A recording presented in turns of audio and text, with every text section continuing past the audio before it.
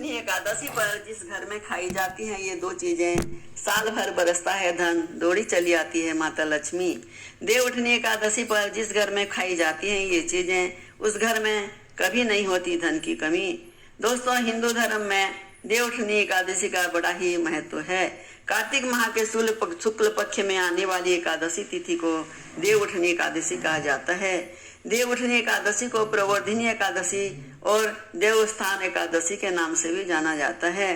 ये कार्तिक मास के शुक्ल पक्ष की एकादशी तिथि को मनाई जाती है।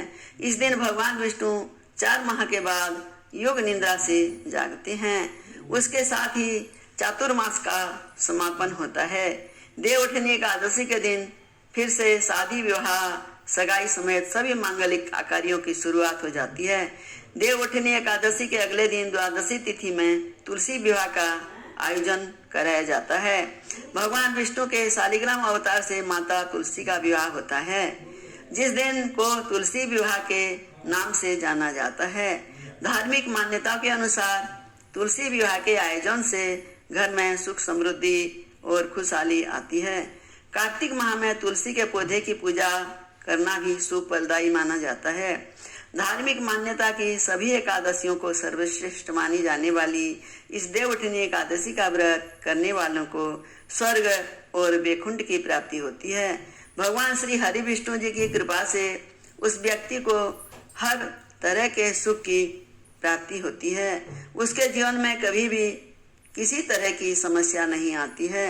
हालांकि आपको देवउठनी एकादशी के दिन कुछ बातों का ध्यान रखना जरूरी होता है।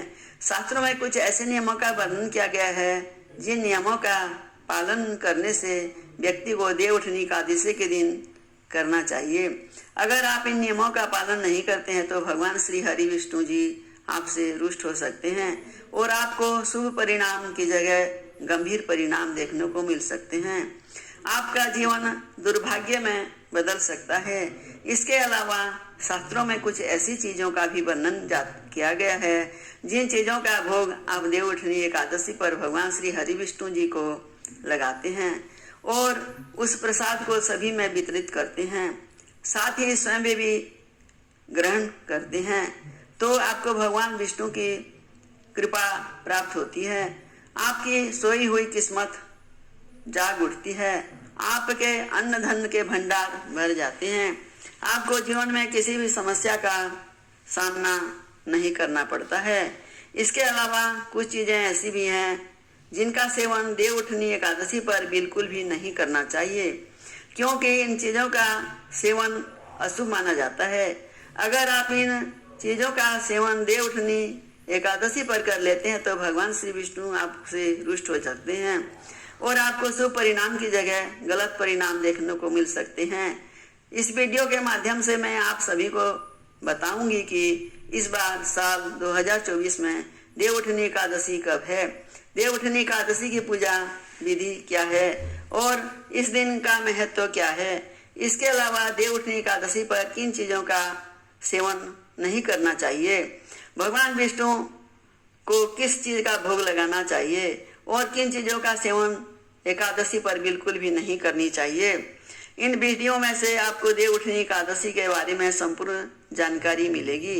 लेकिन उससे पहले अगर आप भी चाहते हैं कि लक्ष्मी माता का आशीर्वाद आप पर बना रहे तो इस वीडियो को लाइक करें और चैनल को सब्सक्राइब कर लें।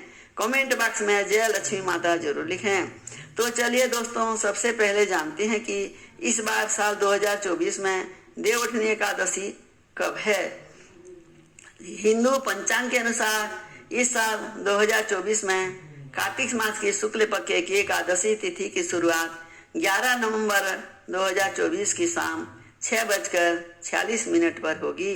वही इस तिथि का समापन 12 नवंबर 2024 को शाम 4:04 पर होगा।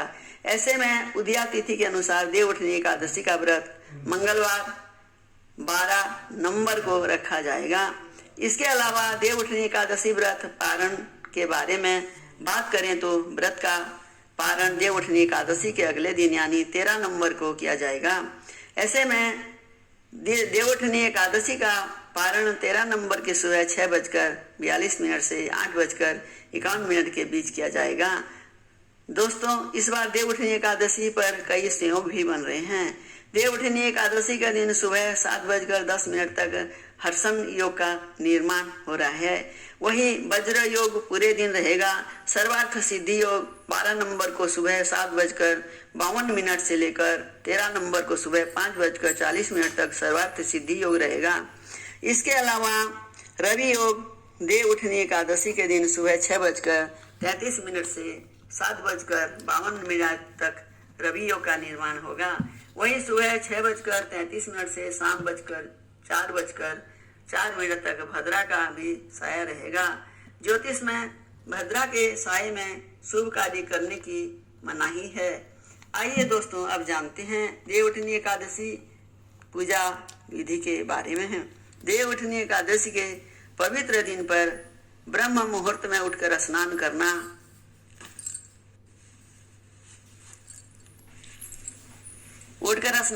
चाहिए और भगवान विष्णु के व्रत का संकल्प लें। उसके बाद मंदिर की साफ सफाई करें और भगवान विष्णु धन की देवी माता लक्ष्मी का स्मरण करें। फिर भगवान को पंचामृत से स्नान कराएं, साथ ही हल्दी या गोपी चंदन का तिलक लगाएं। उसके बाद भगवान विष्णु को पीले फूलों की माला, मिठाई, फल और तुलसी के पत्ते चढ़ाएं। भगवान विष्णु को ओम नमो भगवते वासुदेवाय या कोई अन्य मंत्र जपें। विष्णु सहस्त्र नाम का पाठ करें और आरती गाएं। पूरे दिन व्रत का पालन करने के बाद रात में भगवान का भजन कीर्तन करते हुए जागरण करें। उसके बाद सुबह पूजा पाठ के बाद व्रत पारण कर लें। तो दोस्तों, ये थी देवउठनी एकादशी पूजा की विधि।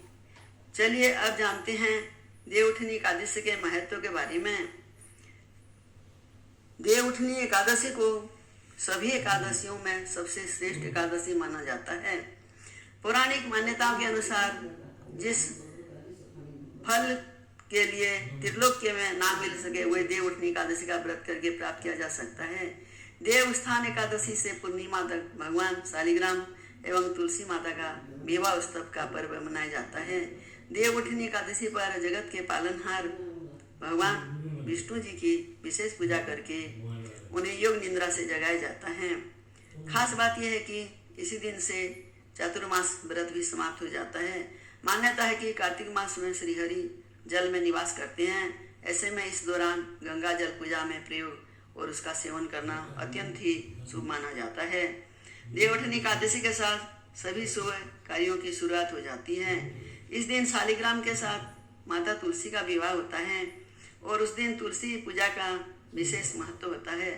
इस दिन तुलसी का शालिग्राम की पूजा करने से पितृदोष का शमन होता है। इसके अलावा देवउठनी एकादशी व्रत करने से व्यक्ति की कुंडली में चंद्रमा की स्थिति मजबूत होती है।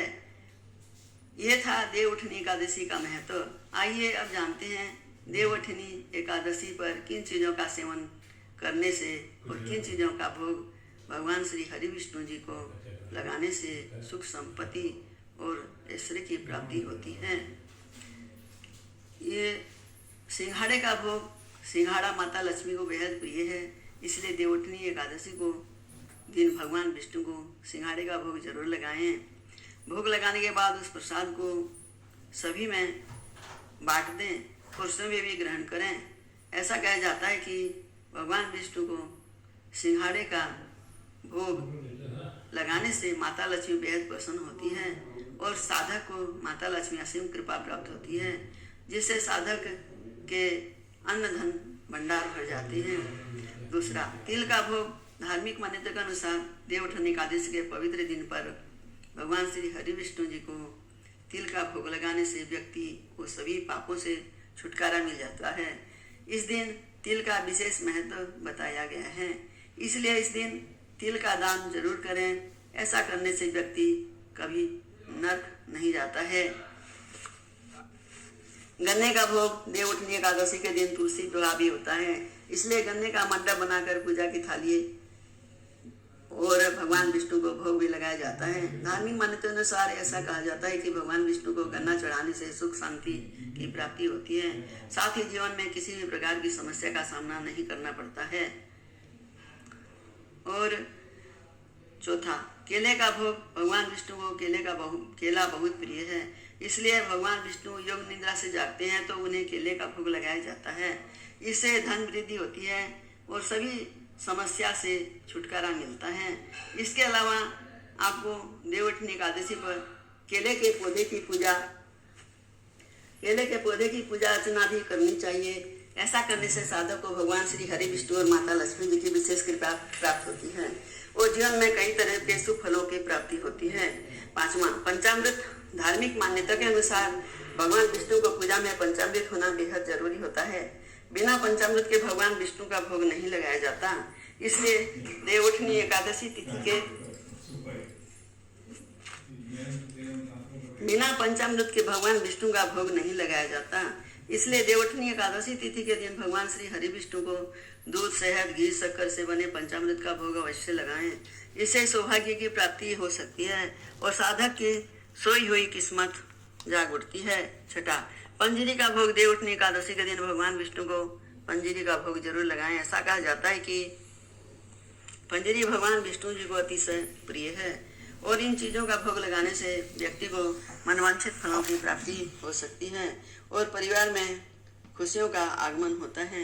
पंजीरी का भोग लगाने से अशुभ ग्रहों के बुरे प्रभाव से छुटकारा भी मिलता है।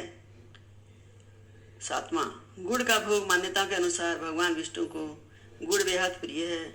इसलिए भगवान विष्णु जी को देवउठनी एकादशी के दिन गुड़ का भोग अवश्य लगाना चाहिए। ऐसा करने से साधक को लाभ होता है, साथ ही सौभाग्य में वृद्धि होती है। 8वां, मिश्री और पीली मिठाई का भोग। देवउठनी एकादशी के दिन भगवान विष्णु को पीले रंग की मिठाई और मिश्री का भोग अवश्य लगाना चाहिए।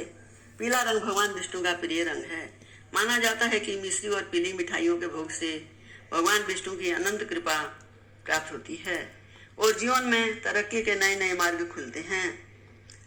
और 9वां, मखाने और साबूदाने की खीर। देवउठनी एकादशी के दिन भगवान विष्णु को मखाने या साबूदाने की खीर का भोग लगाना चाहिए। खीर प्रभु श्री विष्णु को बेहद प्रिय है। खीर का भोग लगाने से भगवान विष्णु भक्तों पर असीम कृपा करते हैं। 10वां, दूध का भोग। ऐसा कहा जाता है अगर किसी व्यक्ति की कुंडली में चंद्रमा की स्थिति कमजोर है तो उसे देवउठनी एकादशी के दिन भगवान विष्णु को दूध का भोग लगाना चाहिए। इससे धन और मन दोनों का विस्तार होता है और व्यक्ति की सभी परेशानियां दूर होती है।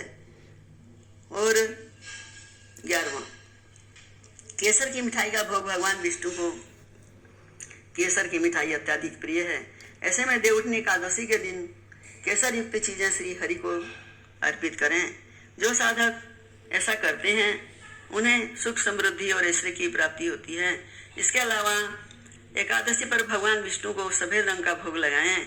इस दिन खीर या सफेद रंग की कोई भी मिठाई का भोग लगाने से हरि विष्णु प्रसन्न होते हैं।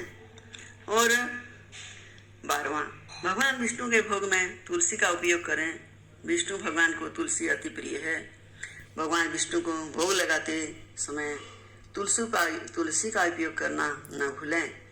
शास्त्रों के अनुसार भगवान विष्णु तुलसी के बिना भोग ग्रहण नहीं करते हैं। साथ ही भगवान को भोग में सिर्फ स्वात्विक चीज़ों का प्रयोग करना चाहिए। भोग में प्याज, लहसुन का वर्जित है क्योंकि ये स्वात्विक आहार में नहीं है। इसके अलावा भगवान विष्णु के भोग में तीखी चीज़ों के इस्तेमाल से बचना चाहिए और भगवान को भोग लगाने से भोग को कुछ देर पूजा स्थल में रखें। भोग लगाने के बाद भगवान को प्रणाम कर थोड़ी देर के लिए वहाँ से हट जाना चाहिए। भगवान के भोग के साथ 1 लोटा जल भी रखना चाहिए। इसके अलावा भगवान को भोग लगे हुए भोजन का थोड़ा सा हिस्सा निकालकर गाय को जरूर खिलाना चाहिए। उसके बाद ही भोग को प्रसाद के रूप में बांटना चाहिए।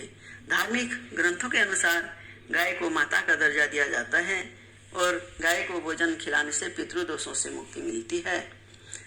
तो ये थी ये चीज़ें जिनका भोग भगवान विष्णु को लगाने से आपको भगवान विष्णु और लक्ष्मी जी की असीम कृपा प्राप्त होती है। अब जानते हैं भूल कर भी नहीं करना चाहिए। तो दोस्तों, चावल देवउठनी एकादशी के दिन किसी भी व्यक्ति को भूल से भी चावल नहीं खाने चाहिए। चावल से बनी चीज़ों से भी इस दिन दूर ही रहना चाहिए। ज्योतिष का कहना है कि चावल खाने से मन और शरीर स्थिर नहीं रहता है। चावल को हविष्य से अन्न कहा जाता है। ये देवताओं का भोजन माना गया है। चावल नहीं खाने चाहिए। चावल से बनी चीज़ों से भी दूर रहना चाहिए। ज्योतिष का कहना है कि चावल खाने से मन स्थिर नहीं रहता है। चावल को हविष्य अन्न कहा जाता है। ये देवताओं का भोजन माना गया है। ऐसे में उस दिन चावल खाने से व्यक्ति के सारे पुण्य नष्ट हो जाते हैं। देवउठनी एकादशी तिथि पर जौ और सेमफली को खाना भी वर्जित माना जाता है। इसके अलावा देवउठनी एकादशी के दिन लहसुन और प्याज के सेवन से भी बचना चाहिए, क्योंकि ये दोनों तामसिक भोजन में आते हैं। यदि आपने व्रत नहीं भी रखा है तो कोशिश करें कि सात्विक भोजन ही करें। इस दिन मांस, मदिरा और अन्य तीखी हुई मसालेदार चीज़ों का सेवन नहीं करना चाहिए। देवउठनी एकादशी के दिन पूरी तरह से सात्विक भोजन करना चाहिए। और तीसरा, पान। देवउठनी एकादशी के दिन भगवान नारायण को पान अर्पित किया जाता है। ऐसे में व्यक्ति को पान नहीं खाना चाहिए, नहीं तो भगवान श्री हरि विष्णु जी आपसे नाराज हो सकते हैं और आपको शुभ परिणाम की जगह अशुभ परिणाम देखने को मिल सकते हैं, जिससे आपका जीवन दुर्भाग्य में बदल सकता है और जीवन भर आपको कठिनाइयों का सामना करना पड़ सकता है। चने की दाल दोस्तों, देवउठनी एकादशी की तिथि के दिन मसूर दाल, चना दाल, उड़द दाल, गोभी, गाजर, सलगम, पालक का साग आदि का सेवन नहीं करना चाहिए। साथ ही इस दिन शारीरिक व मानसिक तौर पर किए जाने वाले बुरे कार्यों से बचना चाहिए, क्योंकि देवउठनी एकादशी को मोक्षदायिनी एकादशी भी कहा जाता है।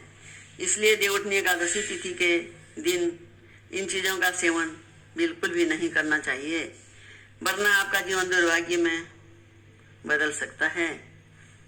और बैंगन, शास्त्रों में बैंगन को अशुभ माना गया है। ऐसे में देवउठनी एकादशी पर बैंगन का भी सेवन